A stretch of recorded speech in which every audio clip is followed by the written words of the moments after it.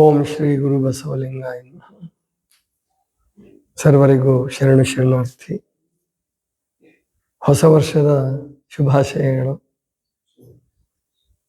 26ನೇ ಇಸ್ವಿ ಪ್ರವೇಶ ಮಾಡಿದೆ, ಅಥವಾ ನಾವೆಲ್ಲರೂ 26ನೇ ಇಸ್ವಿಗೆ ಪ್ರವೇಶ ಮಾಡಿದ್ದೀವಿ.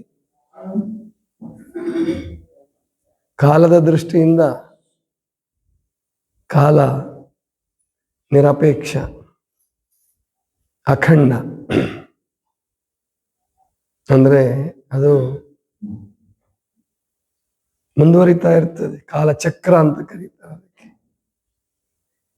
ಇನ್ನೊಂದು ಹೆಸರು ಸಮಯ ಅಂತ ಹೇಳ್ತಾರೆ. ಕಾಲಚಕ್ರ ಮತ್ತು ಸಮಯ.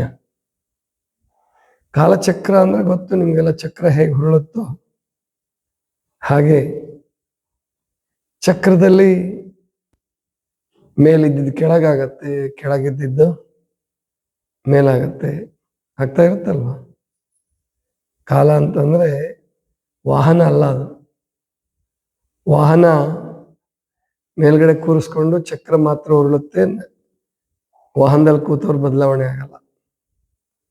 ಅಪಘಾತ ಆದ್ರೆ ಅಷ್ಟೇ ವಾಹನದಲ್ಲಿ ಕೂತವ್ರು ಬದಲಾವಣೆ ಆಗಲ್ಲ.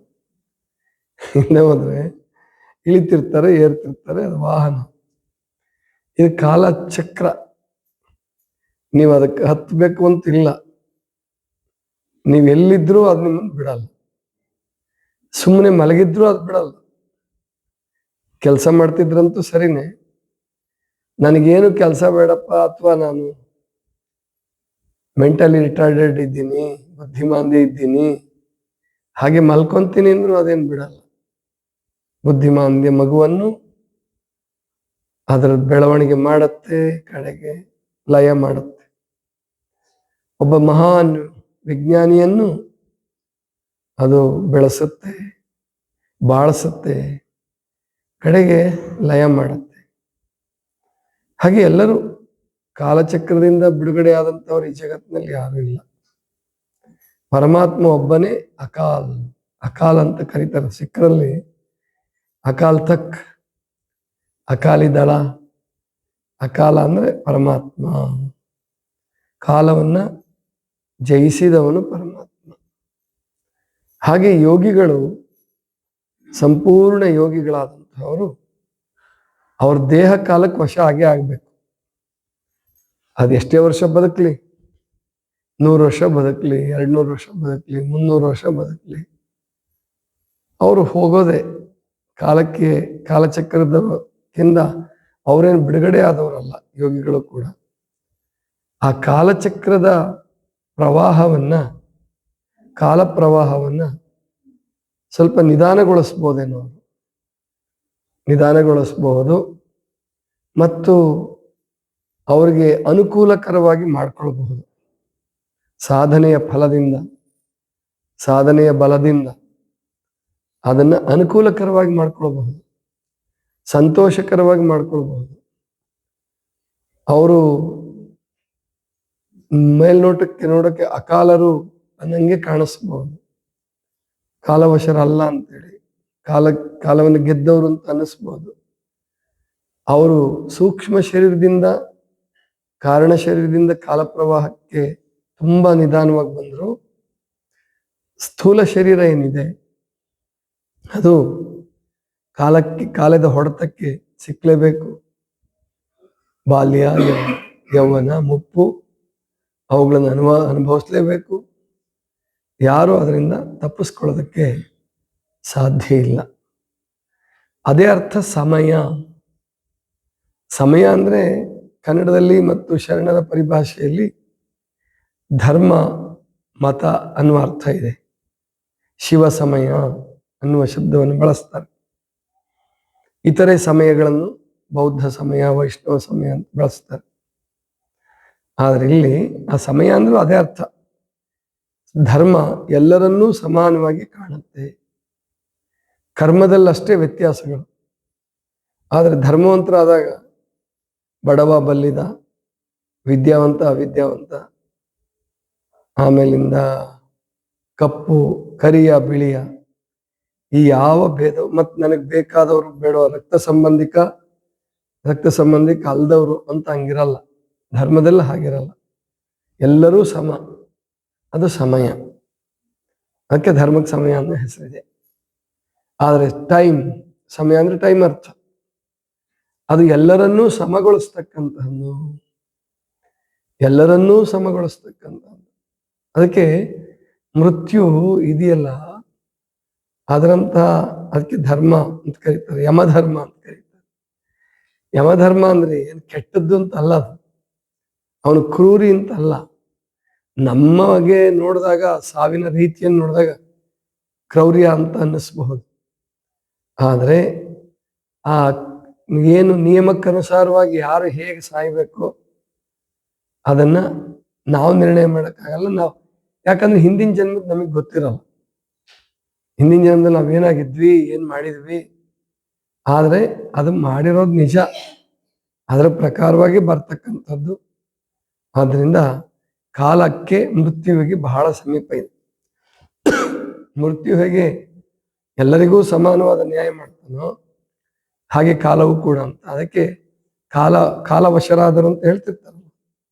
ವಿಧಿವಶ, ಕಾಲವಶ, ಇವೆಲ್ಲ ಅದೇ ಅರ್ಥ.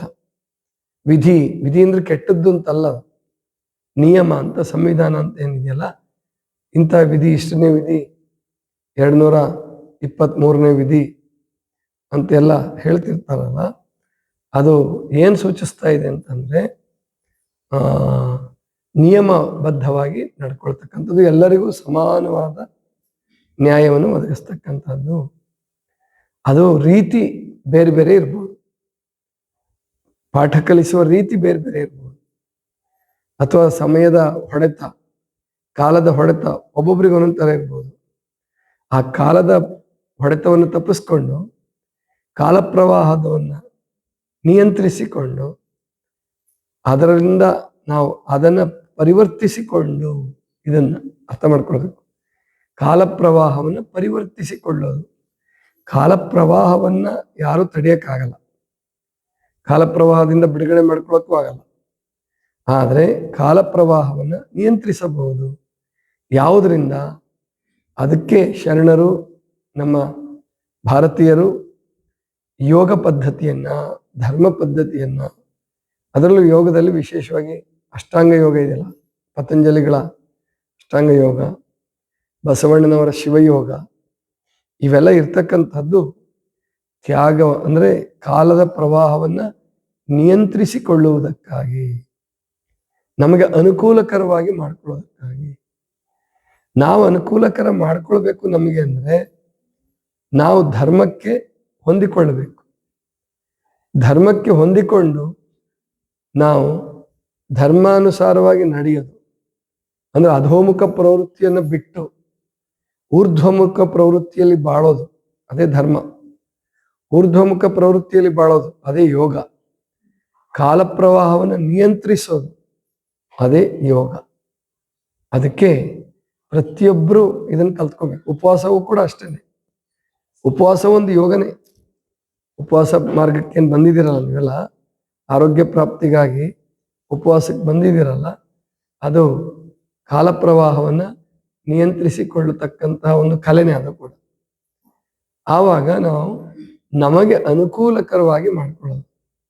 ಯಾರು ಕಾಲಚಕ್ರದಲ್ಲಿ ಸಿಕ್ಕಿರ್ತಾರೋ ಅವರು ಅಧೋಮುಖ ಪ್ರವೃತ್ತಿಗೆ ಹೊರಟೋಗ್ಬಿಡ್ತಾರೆ.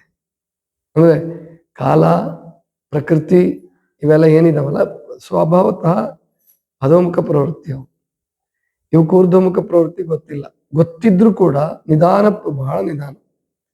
ಹೇಳ್ತಾರೆ ಪರಮಹಂಸ ಯೋಗಾನಂದರು ಹೇಳ್ತಾರೆ, ಯಾರು ಯೋಗ ಮಾರ್ಗಕ್ಕೆ ಬರಲ್ಲ, ಧರ್ಮ ಮಾರ್ಗಕ್ಕೆ ಬರಲ್ಲ, ಅವರಿಗೆ ಮೋಕ್ಷ ಸಾಧಿಸೋದಕ್ಕೆ 1 ದಶಲಕ್ಷ ವರ್ಷ ಬೇಕಾಗ್ಬೋದು ಅಂತ ಹೇಳ್ತಾರೆ. ಪ್ರಕೃತಿ ಪ್ರಕಾರನೇ ಹೋಗೋದಾದ್ರೆ, ಪ್ರಕೃತಿ ಪ್ರಕಾರ ಈ ಪ್ರಾಣಿಗಳಲ್ಲಿ ವಿಕಾಸ ಇರೋದು ಪ್ರಕೃತಿ ಪ್ರಕಾರ. ಒಂದು ಹಸುವಾಗಿ ಹುಟ್ಟುತ್ತೆ, ಹಸುವಾಗಿ ಬಾಳುತ್ತೆ, ಹಸುವಾಗಿ ಸಾಯುತ್ತೆ. ಬಹಳ ಅಂದ್ರೆ ಅದರಲ್ಲಿ ಒಂದು ಸಾಧು ಹಸು, ಒಂದು ಕ್ರೂರ ಅಂದ್ರೆ ಭಯಾನಕ, ಅಂದ್ರೆ ಒದೆಯೋದು, ಹಾಯೋದು, ಈ ಥರ ಎಲ್ಲ ಮಾಡಬಹುದು. ಅಷ್ಟು ಬಿಟ್ರೆ ಅದರಲ್ಲಿ ಇಂಥ ಹಸು, ಅಂತ ಹಸು, ಇದರಲ್ಲಿ ವಿದ್ಯಾವಂತ ಹಸು, ಬುದ್ಧಿವಂತ ಹಸು, ಇದು ದಡ್ಡ ಹಸು ಅಂತ ಹಂಗಿಲ್ಲ. ಪ್ರತಿಯೊಂದು ಪ್ರಾಣಿ ಪಕ್ಷಿ ಎಲ್ಲದರಲ್ಲೂ ಹಾಗೇನೆ. ಇತ್ತೀಚೆಗೆ ಅವುಗಳಲ್ಲೂ ಕೂಡ ಕೆಲವು ಕರುಗಳನ್ನ ನಾವು ಗಮನಿಸಿದಾಗ ಅವು ಮನುಷ್ಯ ಜನ್ಮದಿಂದ ಅಲ್ಲಿಗೆ ಹೋಗಿದ ಅನ್ನೋ ರೀತಿ ಆಡ್ತಿರ್ತವೆ. ಪ್ಲಾಸ್ಟಿಕ್ ತಿನ್ನೋದು, ವಿಪರೀತ ವಿಚಿತ್ರವಾಗಿ ನಡ್ಕೊಳ್ಳೋದು ಅದು ಪ್ರಾಣಿಗಳಲ್ಲೂ ಬರ್ತಾ ಇದೆ. ಅದು ಕಾರಣ ಪ್ರಕೃತಿ ವಿರುದ್ಧವಾಗಿ ನಡ್ಕೊಂಡಿರೋದ್ರಿಂದ, ಮನುಷ್ಯ ಪ್ರಕೃತಿಯನ್ನು ಹಾಳು ಮಾಡಿರೋದ್ರಿಂದ. ಆದರೆ ಪ್ರಕೃತಿಯ ಬೆಳವಣಿಗೆಯನ್ನ ನಿಯಂತ್ರಿಸಿ ಬದಲಿಸಿ ಅದನ್ನು ವೇಗಗೊಳಿಸುವಂತಹ ಶಕ್ತಿ ಇರತಕ್ಕಂಥದ್ದು ಯೋಗಕ್ಕೆ, ಧರ್ಮ ಮಾರ್ಗಕ್ಕೆ. ಧರ್ಮ ಮಾರ್ಗದ ಜೊತೆಗೆ ಯೋಗ ಬೆರೆತರೆ ಮಾತ್ರ ಧರ್ಮಾನುಯಾಯಿ ವೇಗವನ್ನು ಪಡಿತಾನೆ. ಧರ್ಮದ ಹೆಸರಿನಲ್ಲಿ ಸೇಫ್ಟಿ ಝೋನ್ ಮಾಡಿಕೊಂಡ್ರೆ ಅರ್ಥ ಆಗುತ್ತಲ್ವಾ? ಧರ್ಮದ ಹೆಸರಿನಲ್ಲಿ ಸೇಫ್ಟಿ ಝೋನ್ ಅಂತ ಕರೀತಾರೆ. ಅಂದ್ರೆ ಕರೆಯೋಣ ಸುರಕ್ಷಿತ ವಲಯ. ಸುರಕ್ಷಿತ ವಲಯ ಅಂದ್ರೆ ಧರ್ಮದ ಹೆಸರಲ್ಲಿ ಎಲ್ಲ ಸೌಲಭ್ಯ ತಗೊಳ್ಳೋದು, ಮಸ್ತಾಗಿ ಬದುಕೋದು ಮತ್ತು ದುಶ್ಚಟಕ್ಕೆ ಬೀಳೋದು. ಆವಾಗ ಅವನು ಇನ್ನೂ ಹಾಳಾಗ್ತಾನೆ. ಯಾವತ್ತೂ ಸೇಫ್ಟಿ ಝೋನ್ ಒಳ್ಳೇದಲ್ಲ. ಸುರಕ್ಷಿತ ವಲಯ ಯೋಗ ಮಾರ್ಗದಲ್ಲಿ, ಧರ್ಮ ಮಾರ್ಗದಲ್ಲಿ ಸೇಫ್ಟಿ ಝೋನನ್ನು ಹುಡ್ಕೊಳ್ಬಾರ್ದು. ಕಷ್ಟದ ಮಾರ್ಗವನ್ನೇ ಆರಿಸ್ಕೊಳ್ಬೇಕು. ಸತ್ಯ ಹರಿಶ್ಚಂದ್ರನದು ಸೇಫ್ಟಿ ಝೋನ್ ಅಲ್ಲ, ಗೊತ್ತಾಯ್ತಲ್ವಾ? ಕಷ್ಟದ ಮಾರ್ಗ. ರಾಜ ಇದ್ರೂ ಕೂಡ ಅವನು ಸತ್ಯ ಧರ್ಮವನ್ನು ಪಾಲಿಸುವುದಕ್ಕಾಗಿ ಅವನು ಆ ರೀತಿ ಆದ, ತ್ಯಾಗ ಮಾಡ್ದ, ರಾಜ್ಯ ತ್ಯಾಗ ಮಾಡ್ದ, ತಾನು ಸ್ಮಶಾನ ಕಾಯ್ದ. ಆಮೇಲೆ ಹೆಂಡತಿ ಮಗನನ್ನ ಮಾರುವ ಪ್ರಸಂಗ ಬಂತು, ತನ್ನನ್ನು ತಾನೇ ಮಾರ್ಕೊಂಡ. ಸ್ಮಶಾನದಲ್ಲಿ ಅವನು ಆಳಾಗಿ ದುಡಿಬೇಕಾದಂಥ ಪ್ರಸಂಗ ಬಂತು. ಇದೆಲ್ಲ ಏನು ಕಾರಣ ಅಂದರೆ ಧರ್ಮ ಮಾರ್ಗವನ್ನು ಪ್ರವರ್ತಿಸೋದು, ಧರ್ಮ ಮಾರ್ಗದಲ್ಲಿ ನಡೆಯೋದು. ಅದಕ್ಕೆ ಶ್ರೇಯ ಮಾರ್ಗ, ಪ್ರೇಯ ಮಾರ್ಗ ಅಂತ ಕರೀತಾರೆ. ಉಪನಿಷತ್ತುಗಳಲ್ಲಿ ಇದನ್ನ ಶ್ರೇಯ ಮಾರ್ಗ, ಪ್ರೇಯ ಮಾರ್ಗ ಅಂತ ಕರೀತಾರೆ. ಶ್ರೇಯ ಮಾರ್ಗ ಅಂದರೆ ಕಠಿಣವಾಗಿರುತ್ತೆ, ಆದರೆ ವಿಕಾಸ ಇರ್ತದೆ ಅದರಲ್ಲಿ. ಪ್ರೇಯ ಮಾರ್ಗ ಅಂದರೆ ಈಸಿ ಮಾರ್ಗ. ಈಗ ನೀವು ಸಂಸಾರಿಗಳು ಆರಿಸ್ಕೊಳ್ತೀರಲ್ಲ, ಈಸಿ ಮಾರ್ಗನೇ ಆರಿಸ್ಕೊಳ್ತೀರ. ಆದ್ರಿಂದ ಮುಪ್ಪಾದ್ಮೇಲೆ ಕಷ್ಟಗಳು, ದುಃಖಗಳು, ನೋವುಗಳು, ರೋಗಗಳು, ಇವೆಲ್ಲ ಜಗಳಗಳು, ಕೋರ್ಟು ಕಚೇರಿ, ಇದೆಲ್ಲ ಕಾರಣ ಆಗುತ್ತೆ. ಅದೇ ಒಬ್ಬ ಅಧ್ಯಾತ್ಮ ಜೀವಿ, ನಿಜವಾದ ಅಧ್ಯಾತ್ಮ ಜೀವಿ, ಅವನು ಕಠಿಣ ಮಾರ್ಗವನ್ನು ಆರಿಸ್ಕೊಳ್ತಾನೆ. ಯೌವನದಲ್ಲಿ ಮನೆ ಬಿಡ್ಬೇಕಾಗಿ ಬರುತ್ತೆ, ಮದುವೆ ಮಾಡ್ಕೊಳಕ್ಕಾಗಲ್ಲ, ಮಾಡ್ಕೊಳಕ್ ಇಷ್ಟ ಇರಲ್ಲ, ಅಥವಾ ಬ್ರಹ್ಮಚರ್ಯ ಮಾರ್ಗವನ್ನು ಅನುಸರಣೆ ಮಾಡ್ಬೋದು, ಭಿಕ್ಷುಕನಾಗ್ಬೋದು. ಕಷ್ಟಪಟ್ಟು ತ್ರಾಸ ತಗೊಂಡು ಅವನು ಈ ಧರ್ಮ ಮಾರ್ಗವನ್ನು ಆರಿಸ್ಕೊಳ್ತಾನೆ. ಅವನು ಕಾಲಚಕ್ರದಿಂದ ಸ್ವಲ್ಪ ಮಟ್ಟಿಗೆ ಕಾಲ ಪ್ರವಾಹವನ್ನು ನಿಯಂತ್ರಿಸಿಕೊಂಡು ಅವನು ತನ್ನ ಇಚ್ಛೆಯ ಪ್ರಕಾರ ಅಥವಾ ಶರಣರ ನಿಯಮದ ಪ್ರಕಾರ, ಶರಣ ಧರ್ಮದ ಪ್ರಕಾರ, ಅಥವಾ ತಾನು ನಂಬಿದ ಧರ್ಮದ ಪ್ರಕಾರ ಕಠಿಣವಾದರೂ ಕೂಡ ಆನಂದದ ಮಾರ್ಗವನ್ನು, ಶ್ರೇಯಸ್ಸಿನ ಮಾರ್ಗವನ್ನು ಆರಿಸ್ಕೊಳ್ತಾನೆ. ಅದಕ್ಕೆ ನಾವು ನೀವೆಲ್ಲ ಬರೇ ಶುಭವಾಗಲಿ, ನಮಗೆ ಸಮೃದ್ಧಿ ಆಗಲಿ ಅಂತ ಬಯಸೋದು ಬೇಡ.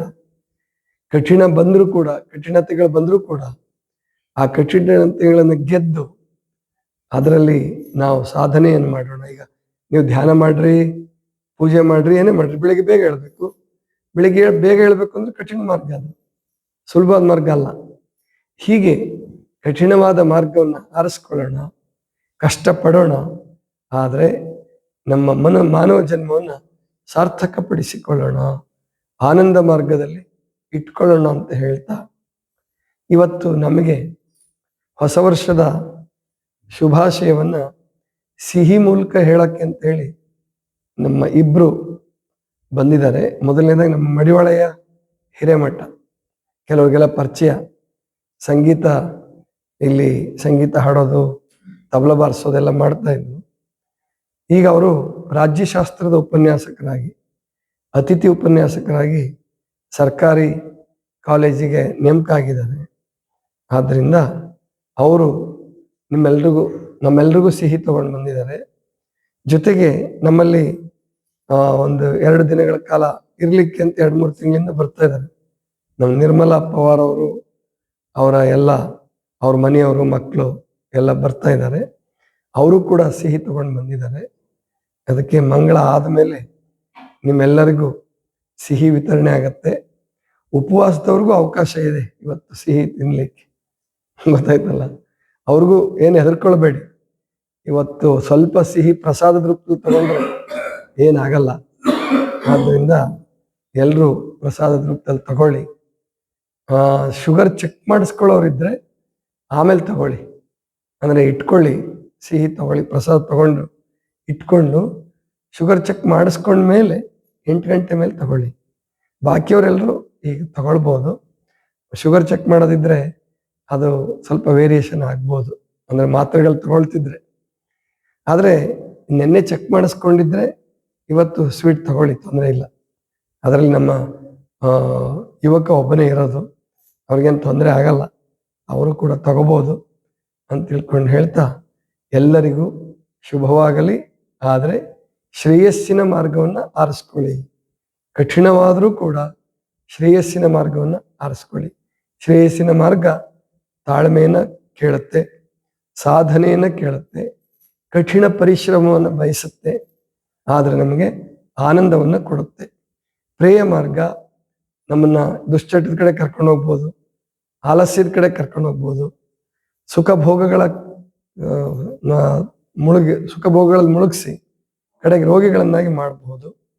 ಇದನ್ನು ಸರಿಯಾಗಿ ಅರ್ಥ ಮಾಡಿಕೊಂಡು ನಾವು ಕಠಿಣವಾದರೂ ಕೂಡ ಯೋಗ ಮಾರ್ಗದಲ್ಲಿ, ಧರ್ಮ ಮಾರ್ಗದಲ್ಲಿ ನಡೆಯೋಣ.